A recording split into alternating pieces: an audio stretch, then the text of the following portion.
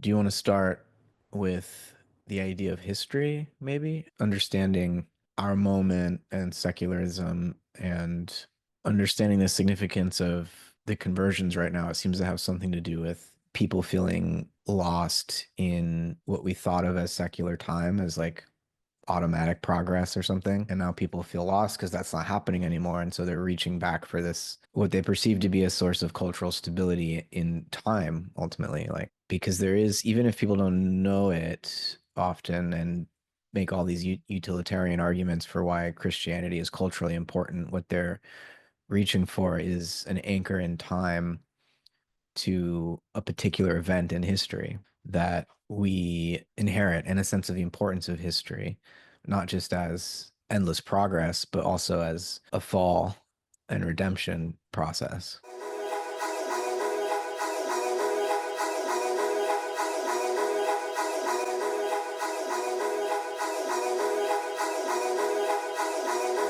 A topic that's been getting a lot of attention lately on all the stuff that I read and watch online and on my own blog, whenever I post about it, gets lots of attention is Christianity and the current um, conversion that's occurring across uh, various public intellectuals and celebrities and artists. Everybody seems to be, for a variety of reasons, drawn to this religion, which not that long ago seemed to be very uncool and very dogmatic. Oh, it's more traditional and needs to be rejected by anyone who is the slightest bit intelligent and free thinking.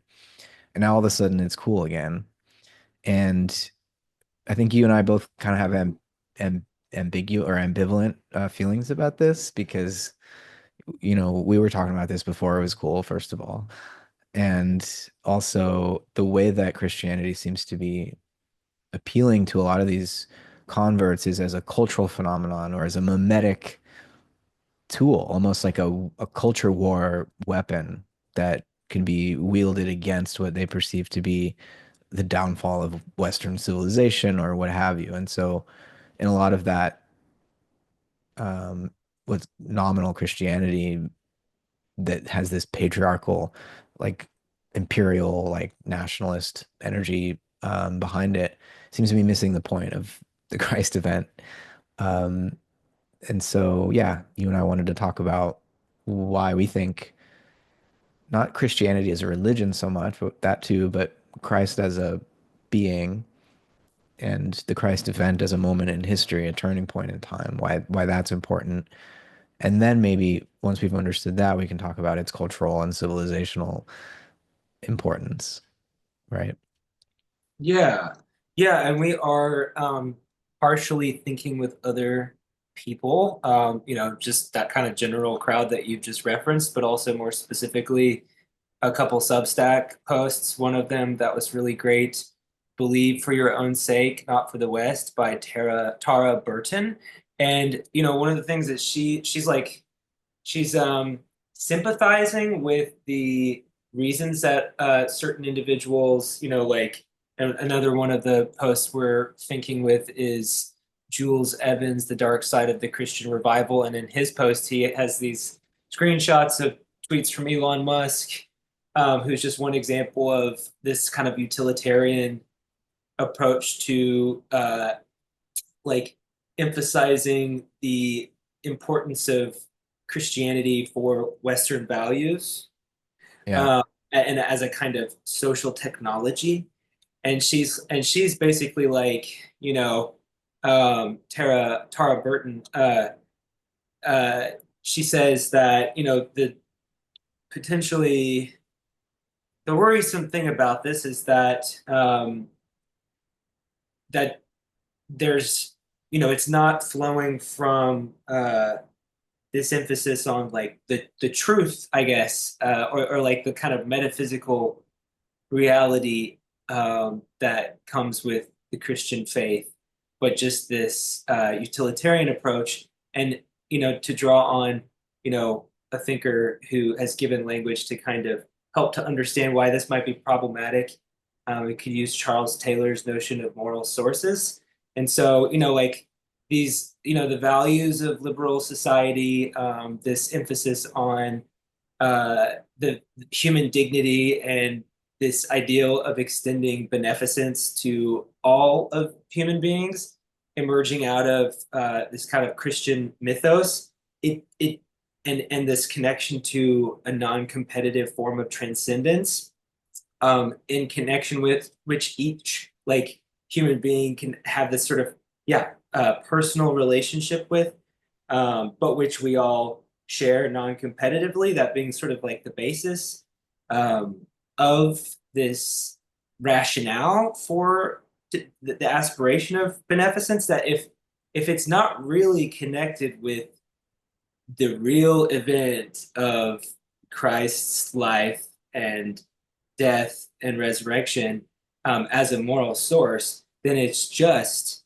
a social technology, and it will not ultimately um, maintain morale. Like eventually it, yeah, it will not, um, I guess, hold forth. Right. Yeah. So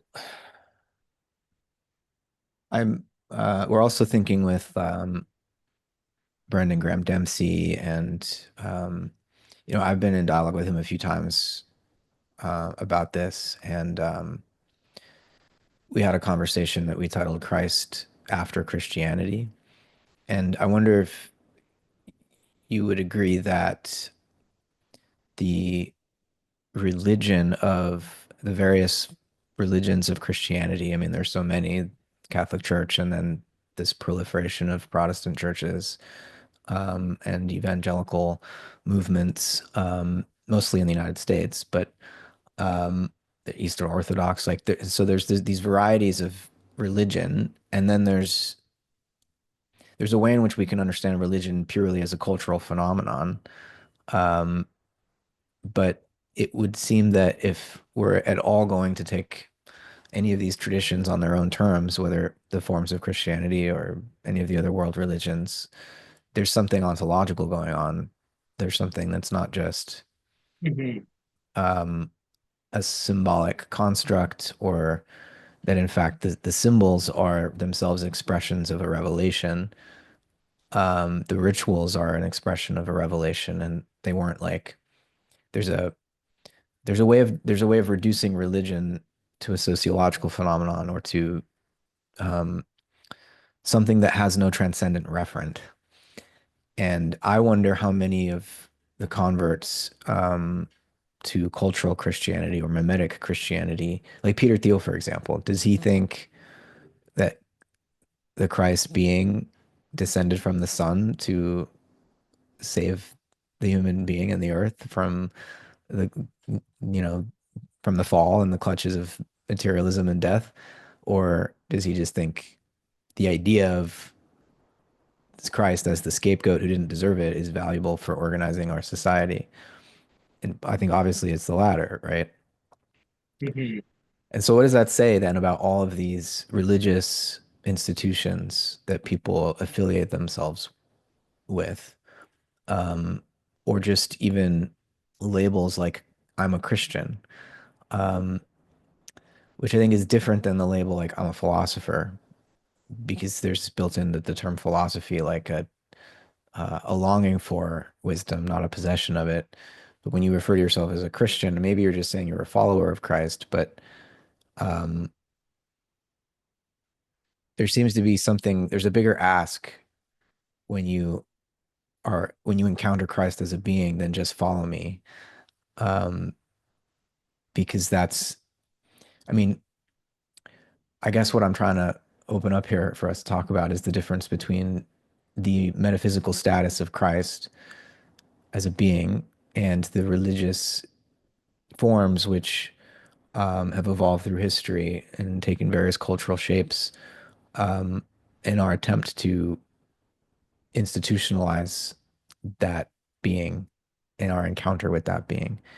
And I don't think I haven't heard too much discussion of the Christ being in all of this sense making about conversion to Christianity. Yeah.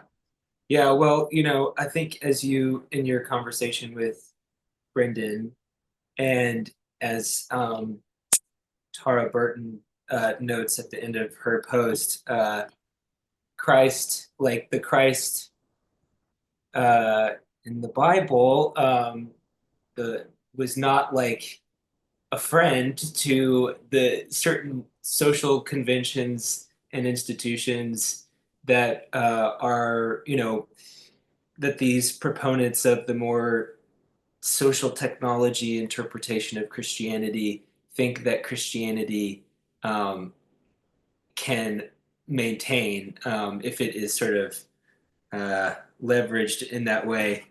And um, and I think, I guess, with maybe more like Jordan Peterson types, like there's this association. Maybe I haven't read his book, so this isn't really fair for me to say about him. So I don't know if this is accurate, but it seems like there's this difference between like having a personal relationship with Christ, as a being that one um, recognizes as a reality and not just an idea, um, and and one that sort of frees us from having to mechanically follow rules, but out of the context of our every moment, act out of love. Like I would say that's what having a relationship with Christ means. And so there's this kind of anarchic aspect to being in relationship with Christ, and it has this, at least as the thinkers that I find myself resonating with, that also seem to be resonant with some of the earliest Christian thinkers, that this very like imminent relationship with Christ, to the extent that like it's just in our everyday moments, has like a kind of uh,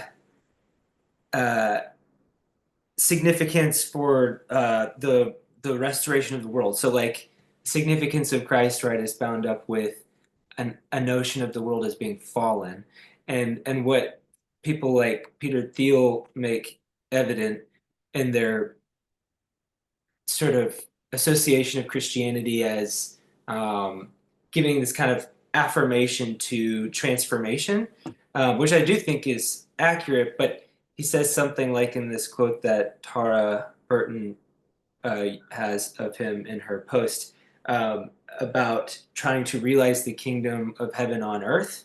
And I would say that that is a kind of translation of Christianity into more finite, imminent concerns when actually it definitely includes that, but it also exceeds that in that this vision of the es eschatological restoration of the world is exceeds earthly flourishing, Yeah. and so like it's not actually. I mean, there's various interpretations of Christianity, but its main focus isn't necessarily to actualize paradise on earth, and it may not actually be possible. Um, Right.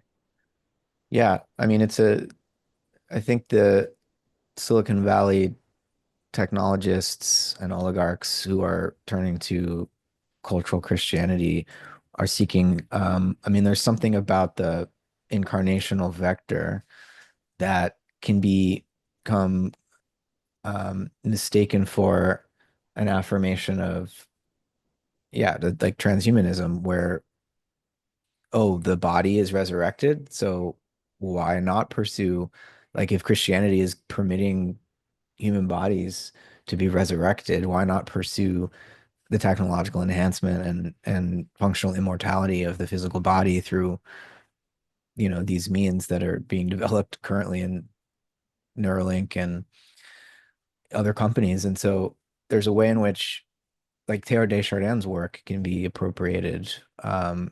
so that the noosphere, which for him was a spiritual reality that involved a communion of hearts, of human hearts, yeah, maybe scaffolded by technology, but what Teilhard was envisioning as um, a form of spiritual communion got reduced to and literalized as the internet.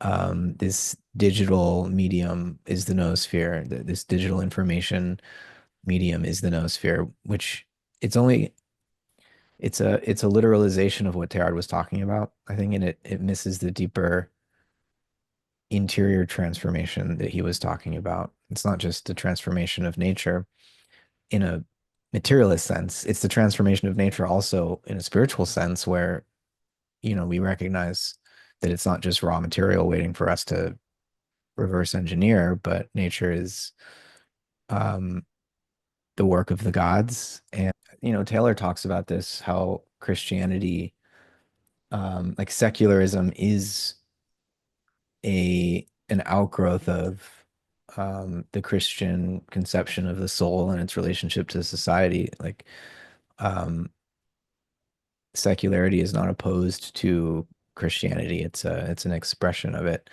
Mhm. Um, Yeah, and so we because partially right, because to like really be a Christian, it's not something you're like you can be compelled to do because it's something you only really do out of your own personal freedom because it's a personal relationship, even though you can come into communion with others through that.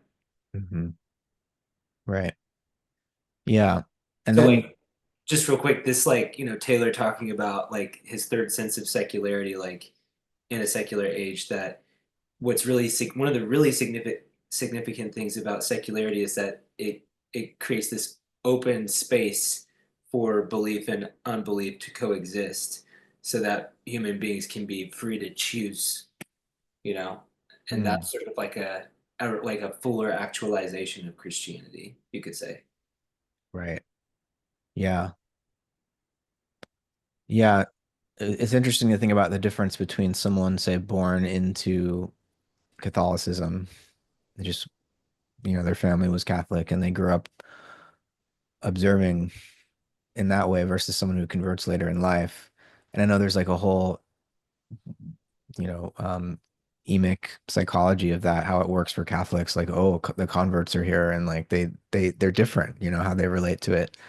Um, and so might it be that, yeah, conversion later in life, clearly it usually happens because you have an encounter with the Christ, or you really have a metanoia, whereas someone who's just born into it, maybe they believe, but they have never been able to sort of encounter firsthand why they should believe. They just believe because that's what everyone around them that they care about does.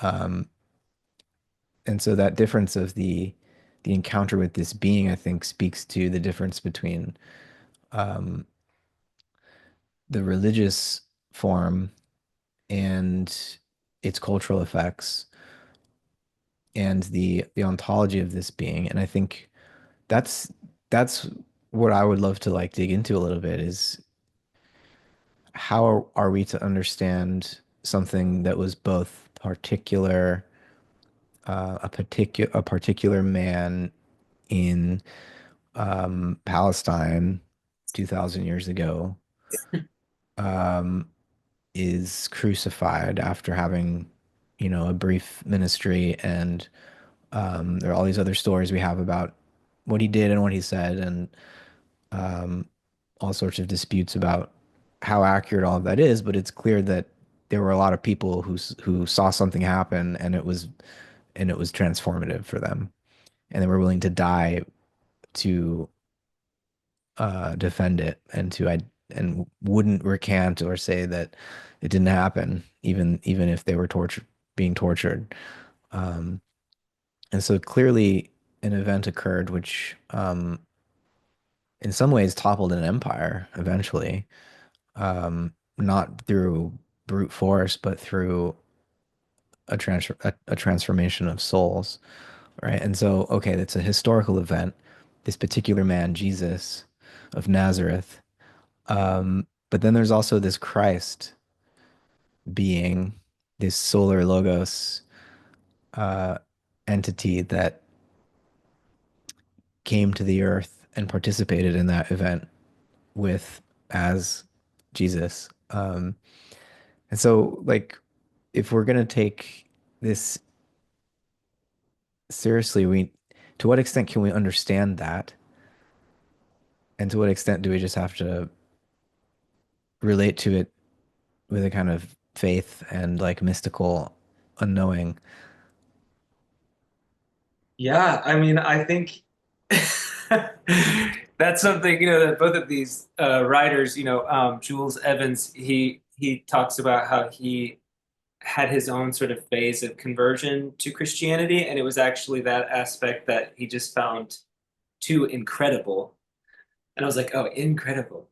When you like realize the older meaning of the word. Um, Hmm. and whereas Tara, she's also emphasizing that, and they're both recognizing like that this is really, what's essential about genuine Christianity, even if you waver in the faith about it, because it is, at least for, like those of us conditioned by an, out of a secular context, like secular materialist scientific Right. conditioning, it's absurd. You know, it's absurd, and but it also like I think when it really hits you, like if if there is any kind of mystical experience that one has, or for like I think even though I personally have had what I would say is a kind of mystical experience, I think like even just reading someone like Barfield or like or Hmm. or Charles Taylor's texts, that this sort of um, the way that it changes how you like a late modern person feels towards history. It infuses it with so much more meaning. And Hmm. um, so yeah, I think there is an aspect of it that is, like I was talking to one of my friends and he was like that I went to high school with, and he grew up Catholic and is not. I think he's probably an agnostic, or he's maybe has spiritual, like inclination, but he's not. He was like, "So are you still a Christian?" And he just also had noticed that a lot of people had converted recently, Hmm. and he was like, "So you think that like God became a human?" And I was like, "Yeah." He was like, "Well, I just can't. I just have to agree to disagree with you." And I was like, "Yeah, that's fine. I get it." Like I'm not Yeah. going to try and convince anybody of it. So anyway, yeah, it's like a long response to your question, I guess. But Yeah. I don't try to convince anyone of it either, but how do we convince? I mean, I do have reasons myself, but they're hard to they don't convince other people often. Like the Trinity, there's a logic to it, but yeah, there's also you have to like you have to have an experience of that intimate relationality that's so intimate it's almost a transcendent relationality before that the logic of the Trinity is going to make any sense to you. It's almost like or the heart or the imagination as an organ has to first behold the beauty of the Trinity before your mind can then grasp it, the reason or the logic that um, is also operative in it. Um, which I guess is just another way of talking about like participatory knowing. Um, you can talk historically and metaphysically about the Christ event and make rational sense of it, but that's only going to count as rational if you already have a sort of experientially grounded faith, right? And a heart orientation to the reality of the event. If you don't have that, none of the reasons make any sense. But there are reasons. There are um there is a logic to this. Um, but yeah, it is incredible, and it's incredible because of scientific materialism, which is the default common sense. And so you can't even begin to imagine God becoming human or, something like the solar logos even making any sense if you're a materialist. But it's also difficult to believe because of like the existence of evil in human history. Um, like if there's a God that saved us all, like why are we all still suffering so much and why is there so much hatred? And there are good reasons like human freedom, to explain that. But um, maybe if I could read something from Teilhard, actually, this might be a good place to point out. Yeah. I'm just gonna turn my heat up real quick. Yeah. I can hear you though. Well, he was a stretcher bearer, right, in the First World War, and his his like vision of Christ. He was born Catholic and became a priest, but um, his vision of Christ, his mystical vision of Christ, really came to him on the front lines of World War One, and so it's in the midst of war and um, all of that carnage that his faith in the triumph of love actually was strengthened. And so he has a whole book of letters that he wrote during the war, but this is one of them. Towards the end, July 1918, he says, and he's like writing his prayers basically. Isn't a letter to anyone, it's just letter to himself, you could say. He says, was there ever, my God, a humanity more like in the shedding of its blood to a sacrificed victim, more ready in its ferment to receive creative transformation, more rich in what it unleashes, in energy that can be sanctified, more close in its agony to the supreme communion? So, middle of World War I, and he's writing about how you know, the human is the sacrificed victim. How could we be more ready to receive creative transformation? And so, like, even in the human being brought to that extremity of evil, in a sense, in the midst of this nationalistic war, um, for no other reason than nationalist pride. Like that's the whole reason for the whole war, right? Um, Even in that, he's seeing the light of Christ somehow. Um, and so this issue of sacrifice, I think, really it's one of the things that makes like, liberal intellectuals and progressives kind of turn away from Christianity, like because it seems so like unnecessary. Like, why do you need to sacrifice somebody to save to absolve the sins? Like it seems so archaic. Um,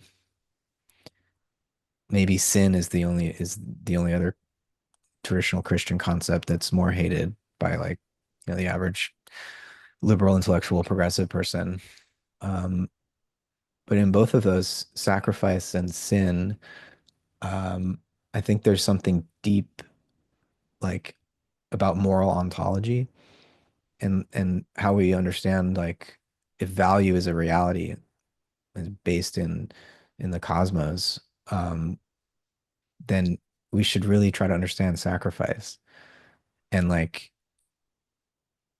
it's one of the things that draws me to Steiner's cosmogony or evolutionary cosmology, where everything begins in what he calls the Saturn phase, right? In the sacrifice of the thrones.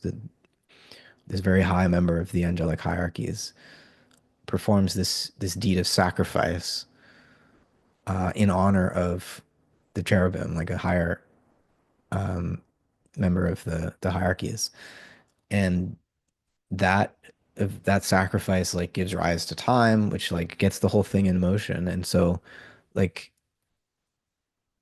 and then that gets repeated in every phase of evolution. That sacrifice, in order for there to be something new created, something has to be sacrificed, and it's like a deep moral logic of the whole cosmos. And if human beings turn away from the creative significance of sacrifice, which is our whole culture nowadays is driven, and materialism is driven by this idea that like I don't have to give up anything, I'll just get more. It's the opposite of a sacrificial culture.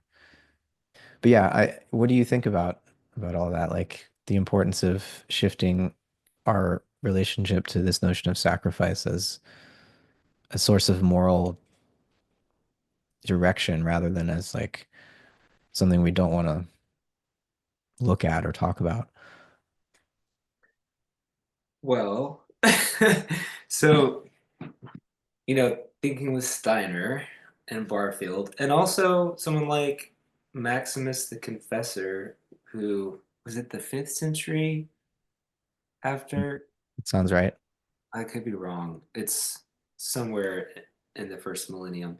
But, and I think, maybe origin as well, but definitely Maximus the Confessor and what I read Ambiguum 10 recently. The vision of the fall of humanity, which, also in, you know, whether you think of it literally or mythopoetically or both, comes with this division of the sexes, but also the phenomenon of death. And prior to Mm. that, death was not a thing, because all was the sublime organism of the angelic hierarchies and, encircling the Godhead and praising and its glory. And so, I guess like if we're gonna think with Steiner and like consider like what the sacrifice of Christ signifies, um, it's partially contingent, being able to understand that, according to Steiner, like um, means we also have to understand what like death means and death like the resurrection being this kind of eucatastrophe that is supposed to give confidence and sort of restore a sense of identity for fallen humanity, of our angelic origins and the ultimate unreality of death. And so like I think that it comes down to for us, like there's so many today that live in squalor and poverty and do not have a comfortable life. Um, but there are many, compared to centuries past, more than ever before, that are very comfortable, and like indulgent, and it's nice to be indulgent and comfortable. But in this cosmology, this world is a fallen world, right? It's not, it's Yeah. and this sort of even the sense of selfhood that we have, um, not necessarily individuality, but like this sense of being a separate self, like with these um, just self-indulgence, I guess, is for Steiner and people, thinkers like him, a kind of uh, inheritance, that the fallen angels have bestowed to us. And so, in a way, like if you have all this in mind when thinking about sacrifice in our context, really for someone like Steiner, like to make a sacrifice, by dedicating your life to more than just the pursuit of pleasure, is actually more in congruence with who you really are as a divine being, and is a kind of dedication to restoring the world to its divinity. So Right. that's like so in a way, you know, when if we bemoan sacrifice, it's partially because we've become so accustomed to conceiving of ourselves in according to Lucifer, according to the image Mhm. of Lucifer. So Yeah. yeah, Right. Like, what do gods do with all that power that they supposedly have? Like, they're not using all the power to be even more like acquisitive and greedy. There's no gods sacrifice themselves. That's what they do. and they They give self-empty. Yeah. like because also like in Steiner's cosmology, like when the higher beings give, they also evolve further and like they like delight in the Yeah. giving and So there is no transformation without the sacrifice, without the giving. yeah, and it's not just like a kind of um impoverishing. act. Like I feel like the way, it's a gift exchange. Like there's something that is received in return, not that you give it expecting that, but yeah. Yeah. Um, so there's a whole cosmology, I feel like, that you need to have in order to make sense of the Christ event, um, as more than just a cultural symbol that does stuff to human society and human individuals. Like, because you can understand it psychologically, you can understand it sociologically, and that's important. But Christianity is also this, um, Christ rather is this cosmic power that uh, changed the nature of the human being and the earth, right? And also the nature of the hierarchies, um, the nature of the spiritual world by doing this thing that happened, the incarnation and the resurrection. Um, Well, the crucifixion. and Because the, yeah, like one thing that I found really compelling in Steiner is that he says like because of Christ, because he'll like talk about the angels, he'll call them the gods as well. And he's like, there were like gods who didn't know anything about death until one of their own right. died as a human, and that had this like, so and like this is where like this kind of reactionary Christianity, which thinks of itself in competition with other like spiritual traditions, like kind of falls apart because in this perspective, like everything that predates Christianity or maybe is even like simultaneous with it isn't necessarily in competition with it. Like it is like these other traditions are like different traditions of like relating to spirits that are real, and Hmm. um, Yeah.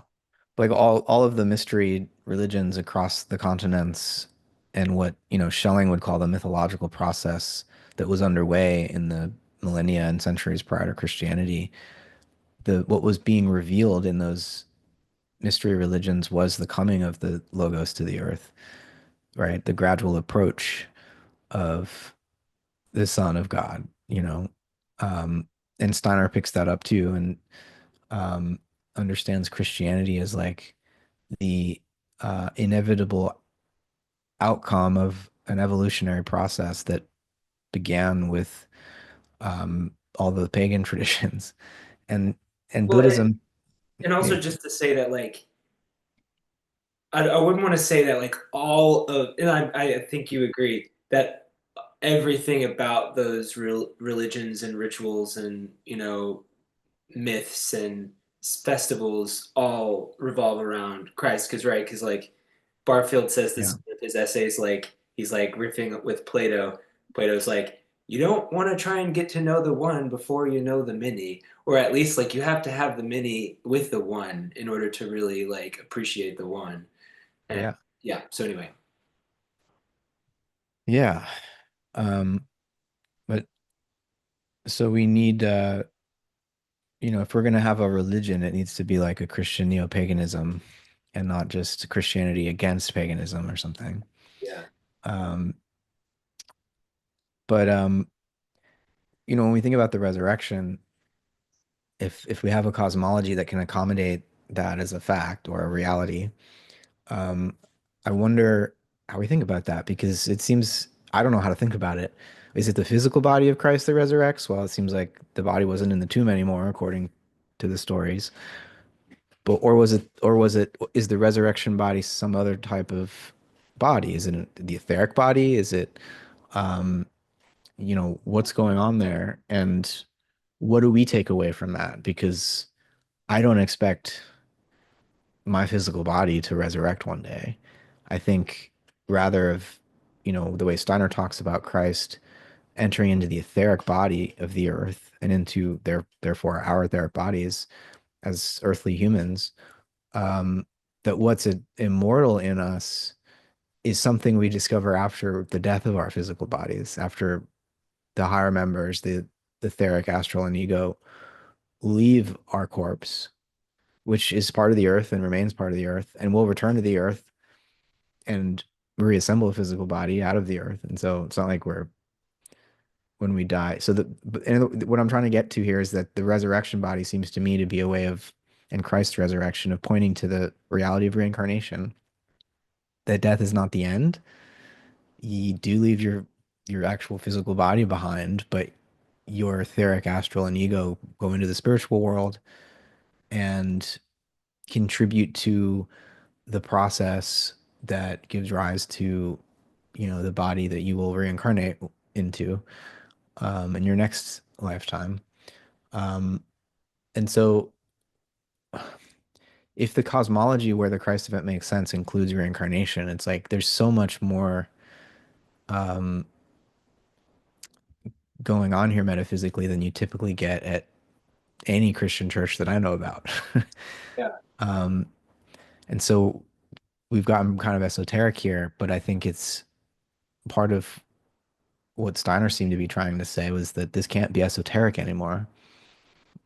Like we need to actually integrate this with the broader culture as a form of resistance to a materialistic tendency that will otherwise um, divert the evolutionary process and from its intended direction. Um, so Hmm. Christianity and reincarnation, and so the Christ event as um, a doorway into the reality of reincarnation, I think is what I'm trying to point to. And Origin was already onto this, a long time ago, Hmm.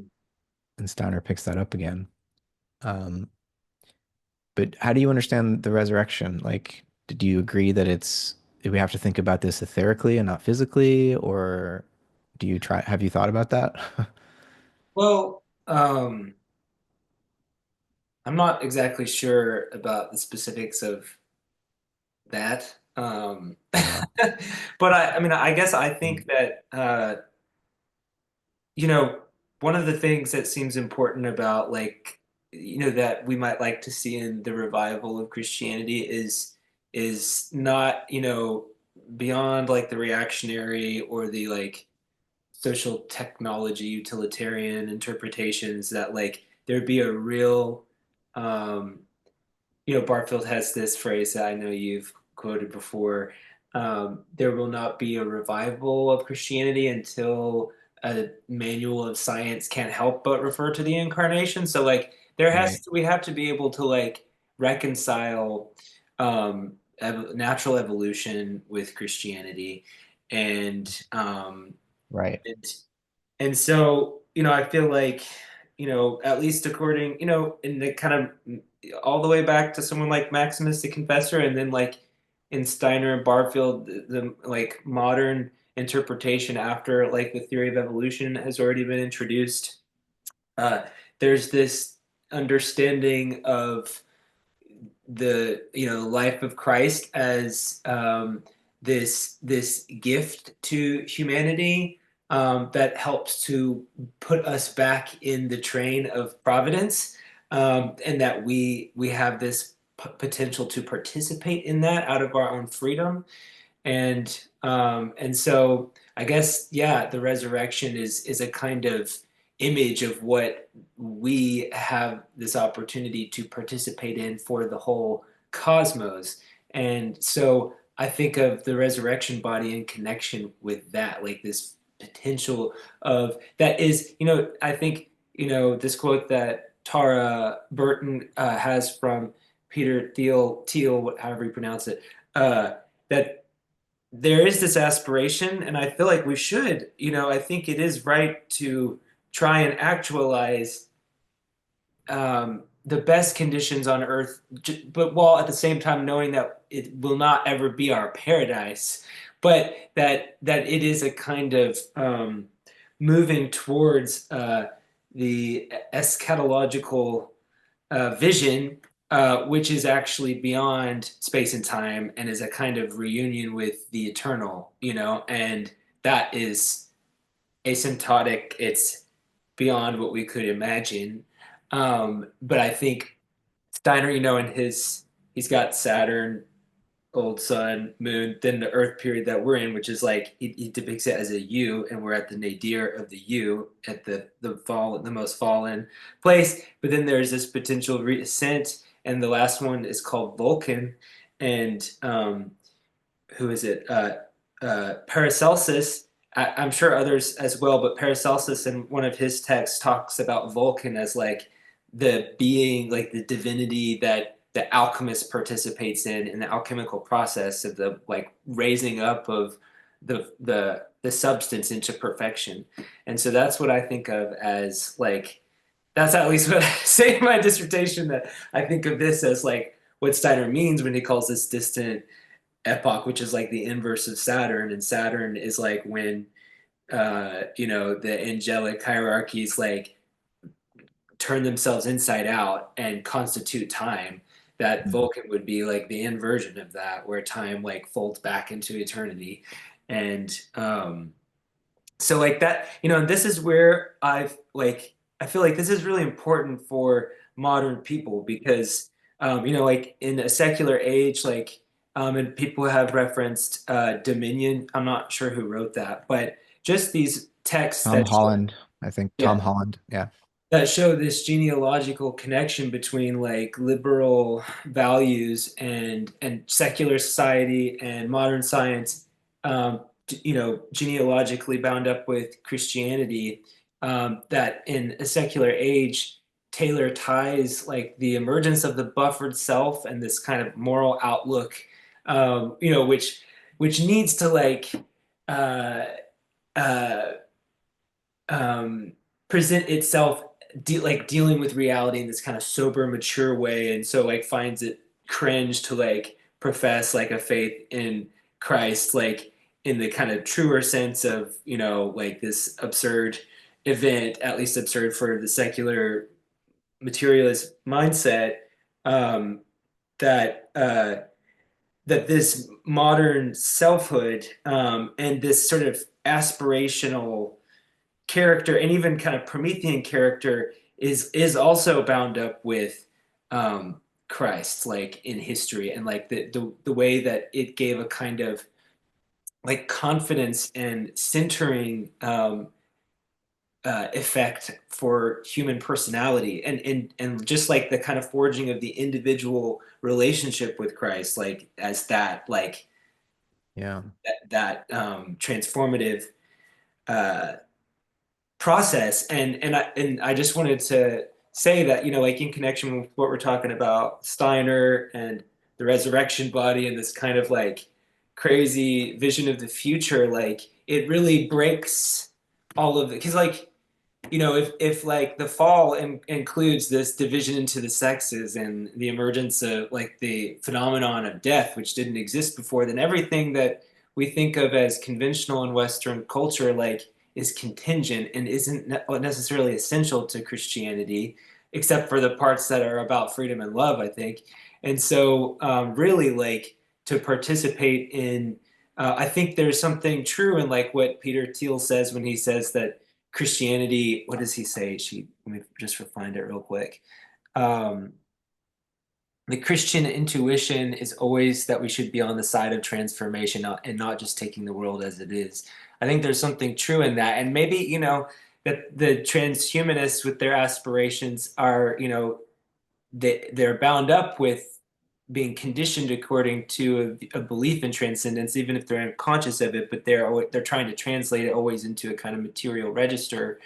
Um, and then finally, what Tara Burton kind of is critical of is what she describes as the kind of ultimately like hermetic, technological, transhumanist um, aspiration of Memetic Christianity. But I feel like that is not really taking into account the what you get with Steiner and Barfield and somewhat Taylor, even though he doesn't necessarily come right out and say it, that this kind of empowerment of selfhood is like part of like the ongoing revelation.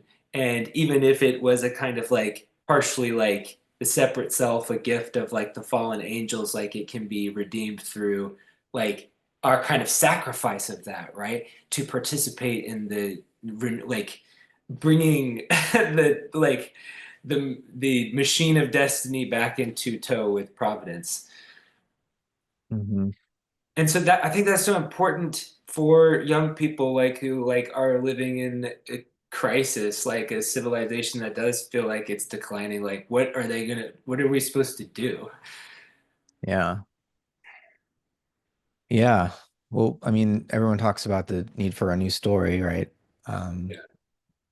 with maybe Thomas Berry beginning in the 70s, and now it's literally everybody who, thinks that there's a meaning crisis would say we need a new story, and that story is a powerful s- psychosocial technology, and that element is there in Christianity. It's true.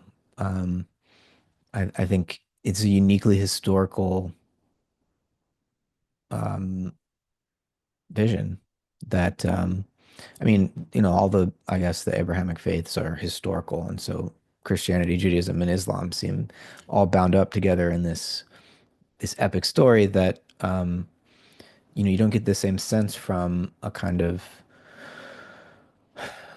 Buddhism as the other religion that comes to mind immediately of a sense of a historical drama that's unfolding.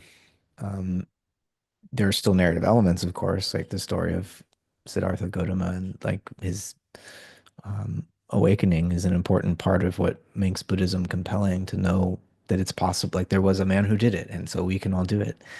Um, and so there's, of course, that like minimal historical component to it. But yeah, this idea of um, like the creation, the fall, and redemption, that three phase, great code, as Sean Kelly, our friend Sean Kelly, refers to it in his book, um, Coming Home. Um, it's really compelling, and it's that Trinitarian structure is there in everything. Yes. And other religious traditions recognize the Trinitarian structure too, But it's and not necessarily like historicized. Yeah, right. But yeah, Teilhard talks about the importance of finding a way to have a common faith in the future because he saw how secularism, like Marxism, he saw wanted to try to do that. Various forms of totalitarianism in his day were trying to generate a common faith in a kind of a future, but they were too exclusive and not inclusive enough, not universal enough. But Teilhard admitted to being impressed by how communism and fascism mobilized large millions of people for a common aim because he saw the capitalist West as because it became so individualized, we were losing the ability to have a common faith in anything or in a common future. And so he talks about, he offers his version of the story of cosmogenesis that integrates Christianity and evolution so that all of cosmic history is a gradual process of incarnation. He doesn't really tell us how to think of the particular event that happened 2,000 years ago. That's not Teilhard's focus, but he's reading the incarnation as a process of cosmogenesis, and he's reading what he calls anthropogenesis as a movement towards Christ, as a Christogenesis, right? So he says anthropogenesis is Christogenesis. The noosphere is the omega point, is the emergence of um, this Christ mind on the planet that allows us all to enter into a deeper communion with each other. Um, he says, I'll just read a line from him because it's so, this is Christian neo-paganism. Um, it's from Toward the Future, a collection of his essays. He says, for that person who recognizes Christogenesis as the end of anthropogenesis, everything in every element and event of the universe is bathed in light and warmth. Everything becomes animate and a fit object for love and worship. So it's the sanctification of the whole cosmos, as well as the human soul. And our common faith in a future of the earth for Teilhard can be driven by this sense that, like, inevitably, even the material world is rushing towards communion. Um, and he's not denying any of science. He's saying, just look at all the scientific evidence. It's totally compatible with this view of a future that is necessarily going to involve increased consciousness and complexity. And consciousness and complexity means increased communion, increased intimacy. It's such a beautiful vision, and um, I think Teilhard can be and should be reappropriated from the transhumanists because there's this whole spiritual side of it that's not just about psychotechnology or social technology, but about the transformation of human hearts, and so um, I just want to emphasize that aspect of his work because I know he's so influential for the transhumanist movement. There's more there if you scratch just a little bit beneath the surface. Yeah. Yeah, and right, like a lot of cataclysm and darkness. And I mean, what Yeah. kind of future do we have before us? It might not be a very comfortable one, and maybe it won't ever. I mean, maybe we've passed the most comfortable phase of human existence on the earth, or maybe we're passing through it now. I think that's just something to keep in mind. And also, maybe one thing we should also touch upon before we end is this the evil, and Yeah. how one of the negative, one of the worrisome things about like a Memetic Christianity, which doesn't actually, which isn't really referring to its moral source, like in the sense of like believing in the second person of the Trinity, like becoming the logos, like this, and just to kind of touch back to something you mentioned at the beginning when it comes to like faith, and the incredible and the absurd, like there are certain things that we can consider not necessarily, like I feel like it's more like the testament of history that can be a kind of rational pointing out exercise for developing some confidence in the faith in the life of Christ and the incarnation, crucifixion, and resurrection. But when it comes to like this idea of the logos, I feel like the very possibility of science, that the world is intelligible, that the world can become more Mm. intelligible to us, the fact that we can communicate with each other intelligibly and even translate across languages, that this suggests something like an ontic logos. And uh, also the well, this isn't necessarily bound up with the logos per se, but like a transcendent divinity, I think is all bound up with like our notions of creativity and novelty, and that something could, something genuinely new could come into existence, and also that we could be free, that we could not just be bound, and which is something I think if you really attend to your everyday experience, you could recognize like that we have the possibility to be otherwise. Uh, Mm. but oh man, what was I saying when I before I brought that up? Evil. Oh, evil. I mean, the three things you listed, evil, logos as intelligibility, important for science, and the importance of transcendence. Those, yeah, we should Oh, okay. Yeah. address that. Oh, okay, here we go. Yeah. So like one of the worrisome things about a mimetic Christianity that isn't Mm. genuinely connected with the moral source, like the transcendent Godhead, that this could just turn into, as it's being leveraged, a social technology for othering certain groups and imposing certain norms that have become historically associated with Christianity. I mean, it could be, transcendence co-opted for finite power. And I Oh, think the two authors that we've referenced, Evans and Burton, are both, that's part of their concerns. yeah, And yeah. so evil, I feel like evil is something that we can make more comprehensible through this recognition of like a good Mm. beyond being, because then like evil, like it doesn't necessarily have to be like this kind of good evil parallelism, um, Right. because then it's more that the evil is operating at a more in a finite register, um, and has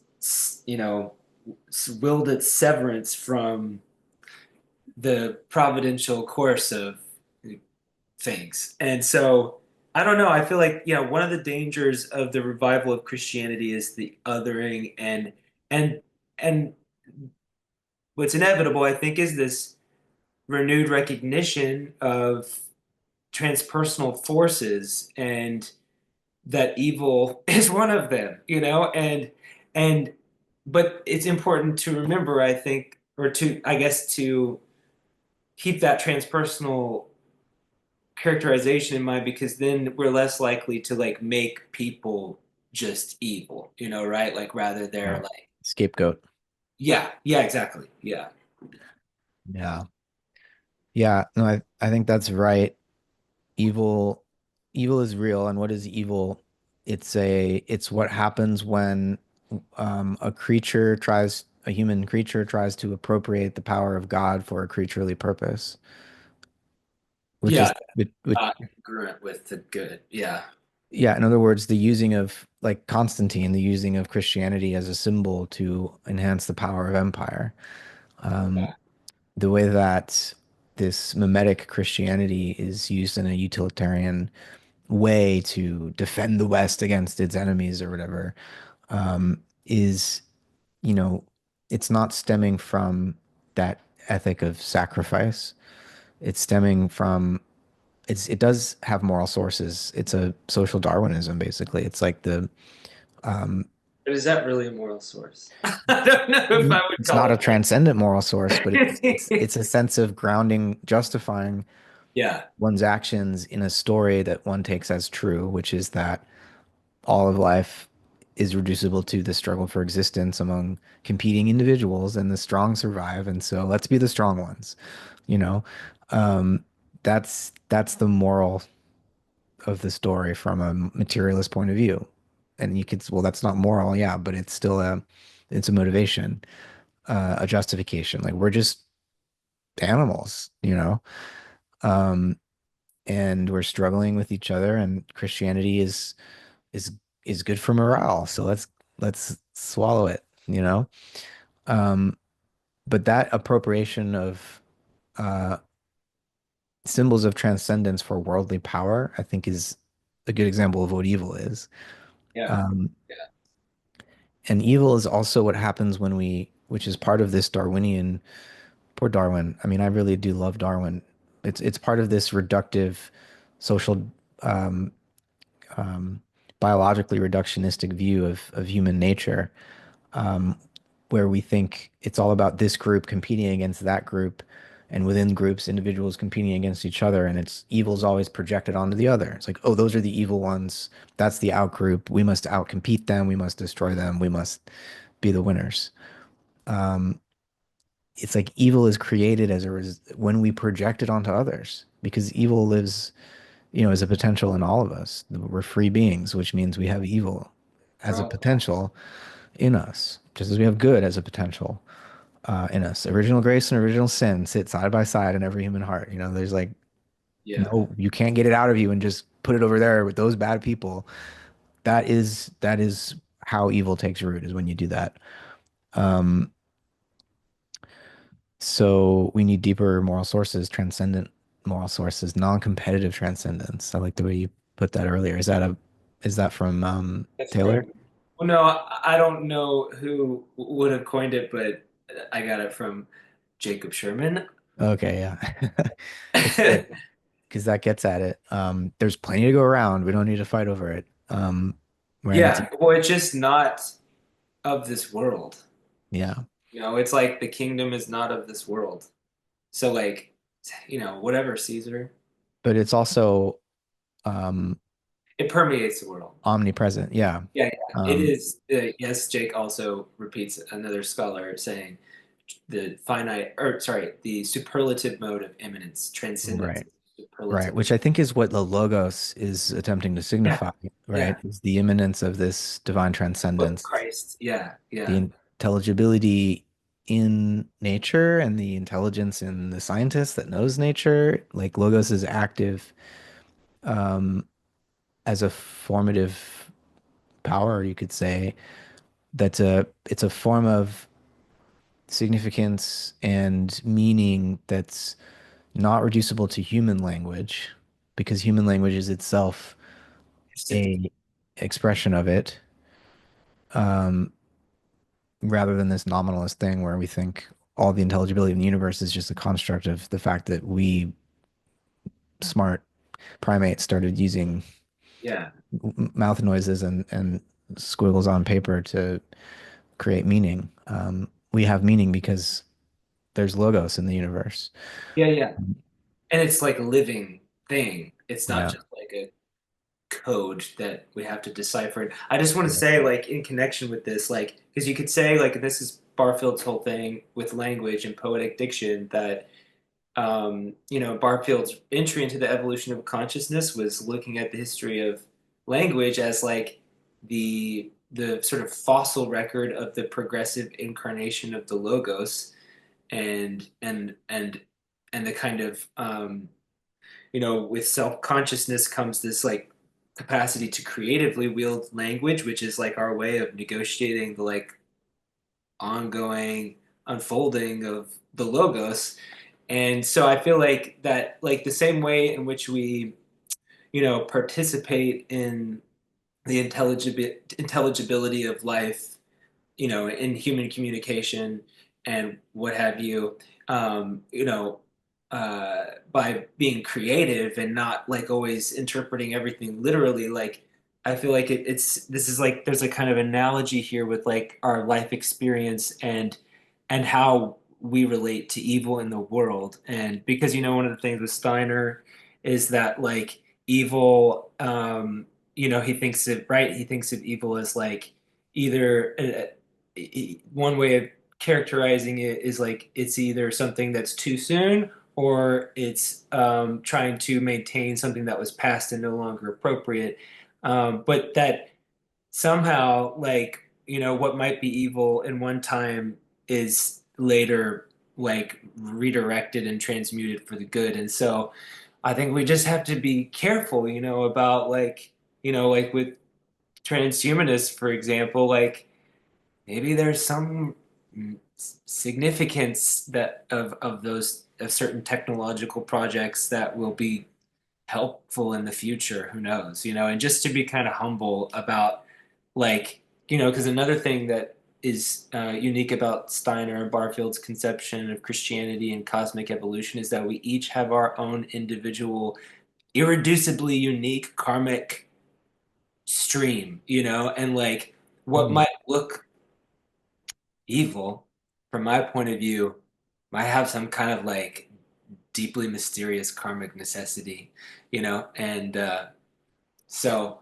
I feel like this is important, like when it comes to the revival of Christianity, is this kind of humility and like rather than always kind of interpreting things according to our conditioning and our experience, like sort of like trying to like always root into your relationship with Christ, Yeah. and live out of love.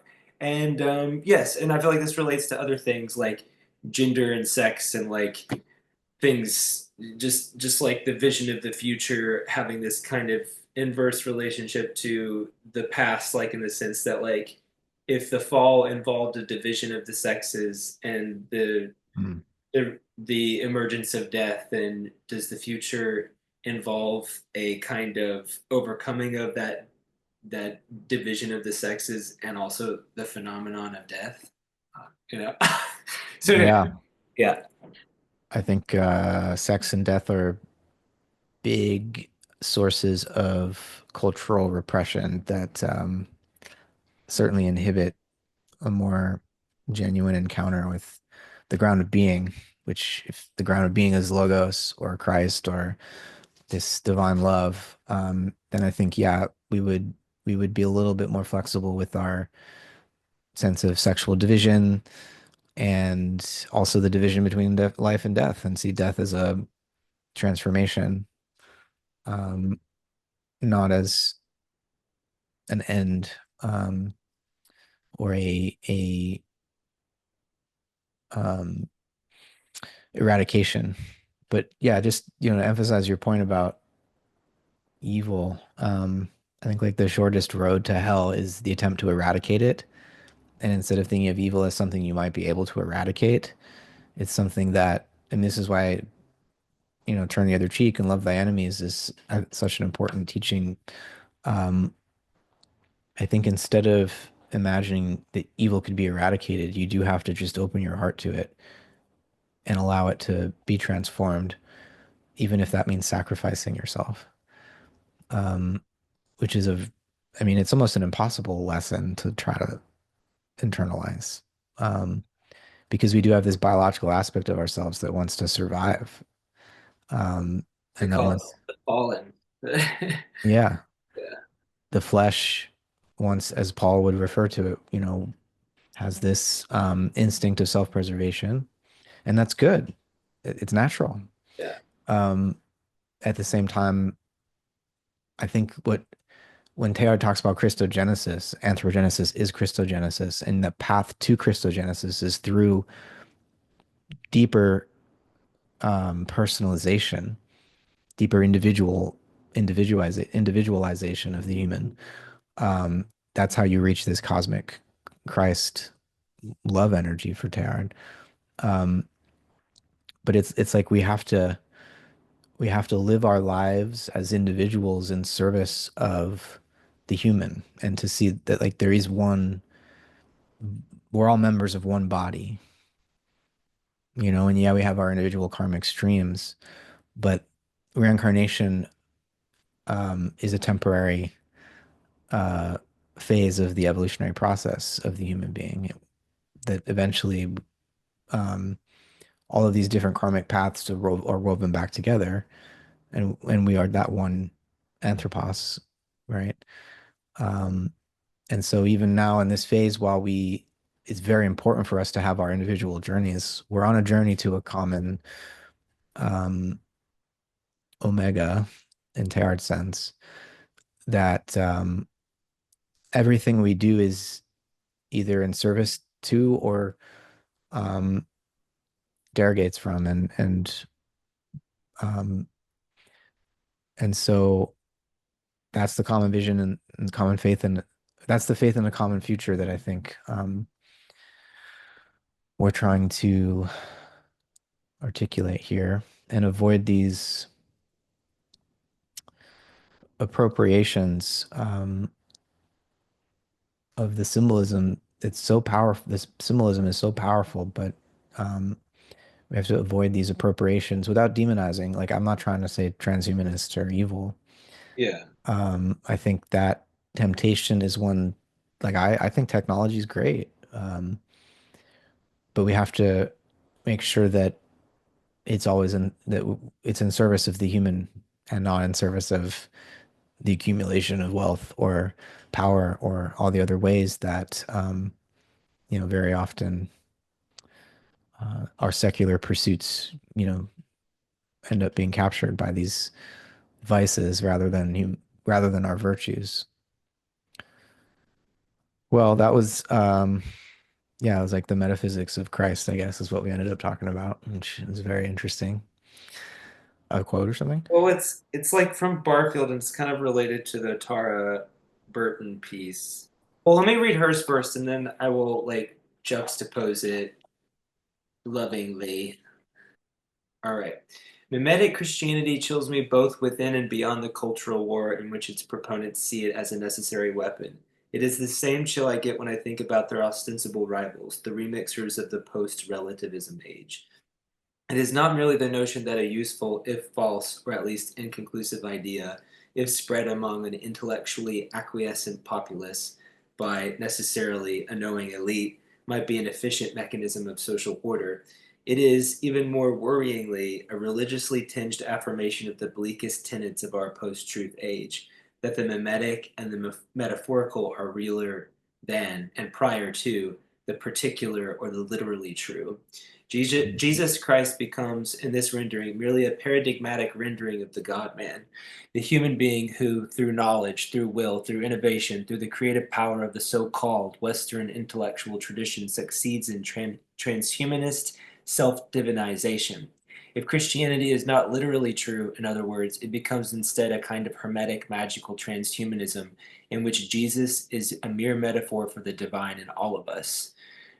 So like, with Barfield and Steiner, it's like actually that the literal in particular is the archetypal metaphorical like become historical fact in the person Right. of Christ. So it is like it's both. And so I feel like I really appreciate her critique, but it doesn't there's like read the great post wondering like, well, what is the future of Christianity and how does Christianity deal with modernity and Barfield in this great essay called The Fall in Man and Nature, he's like wondering like what would human subjectivity be like if there hadn't been the fall and we hadn't sort of inherited this kind of egoism from Lucifer. And he says, what does he say? He's quoting Steiner, who says, the thing of greatest importance when we begin to approach the spiritual world is that we learn to regard ourselves absolutely with the same indifference with which we regard the outer world." Mm. And Barfield's like, Mm. pause on it, think it through. What are we to make of such a hard saying? What sort of human being am I asked to become? Would it not be better to turn back before it is too late? How can I be indifferent to myself? I am myself. Who then is this I, which is to do the being indifferent? And so, like I think as, Steiner and Barfield refer to Christ as the representative of the human being. And, Mm. if the human hadn't fallen, Barfield imagines that like the kind of the angelic form of consciousness would like constitute this like experience of like being full of other beings and like living in accordance with that. And So, so not being free. well, um, we're free now. So, like, I Right. think that, If we were angels, we wouldn't be free because we'd well, be in yeah, this so entangled, with others, a member of a choir, as it were. yeah. Well, yeah. And so I think the point is that we have this selfhood now, and it's what grants us this freedom to come into a conscious relationship with the spirit world. And that is a way of thinking about what it means to participate in this self-divinization process, you know, after the like modern emergence of this buffered selfhood, like that is no longer that is cut off from this necessary like course of providence, um, but that can choose to participate in it Mm. willingly. Right. Yeah. So it's like you give yourself away to gain yourself in a way. Yeah, yeah. And Um, so like the hermetic self-divinizing aspirations of transhumanists are kind of like edging on this, but misinterpreting it maybe. Yeah. yeah. Anything from Jonelle Schickler, or should we? Well, actually, maybe that's a good place to end because it's definitely relevant. Let me just find it real quick. Metaphysics as Christology. And this is kind of more like this is like including that, but also connecting it with natural evolution. So I wrote Steiner's account of cosmogenesis of Earth evolution in particular, with its original Edenic unity of Adamic humanity, followed by a fall into differentiation and reincarnation, continues this tradition we were talking about earlier with regard to Maximus. Since for Steiner, as the late Schickler writes, humans will experience their individuality ever more strongly as society disintegrates and man is thrown back upon himself. It will become increasingly important for him to be able to situate this individuality within a broader evolutionary sequence, to identify himself not simply with his immediate cultural and social past, but also with an extended individual one. So, like that's reincarnation, but as well as like a spirit being, like Mm. who's fallen from the bosom of the sublime angelic organism. Yeah. So that was a Schickler quote, or that was Yeah, you? that was from a footnote where he's sort of like Oh. talking about Steiner bringing Nietzsche forward. Okay, right. Yeah. Amazing. Yeah. No, that brings a lot together. That's perfect. Good place to end. It's great to chat.